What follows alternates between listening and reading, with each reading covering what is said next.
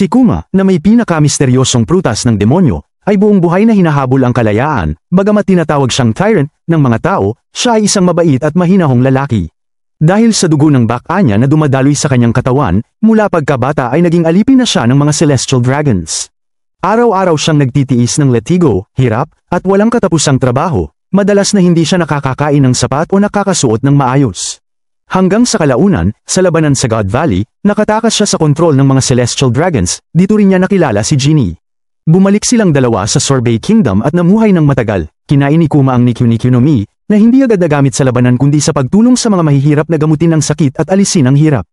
Hanggang sa sumali sila ni Genie sa Revolutionary Army, kasama si Dragon sa pakikipaglaban sa masasamang puwersa, unti-unti niyang na-develop ang iba't ibang malalakas na teknik.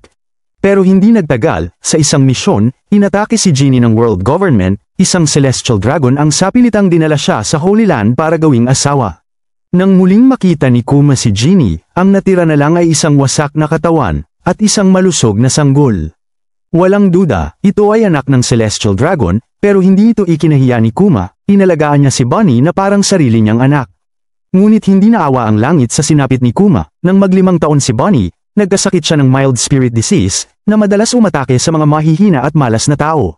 Para iligtas si Bonnie, naglakbay si Kuma sa bawat isla sa mundo para maghanap ng lunas, pumayag pa siyang maging bahagi ng mga eksperimento ng mga hari para baguhin ang kanyang katawan, sa pamamagitan ng sunod-sunod na pagbabago. Si Kuma ay tuluyang naging isang sundalong pandigma na sumusunod lamang sa utos, isang peacekeeper na walang damdamin, pero bilang ama, mayroon siya.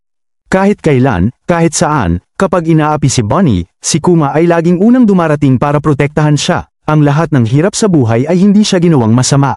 Sabi ni Lilith, may pag-asa pa si Kuma na bumalik sa dati niyang anyo na mabait at malakas na Kuma.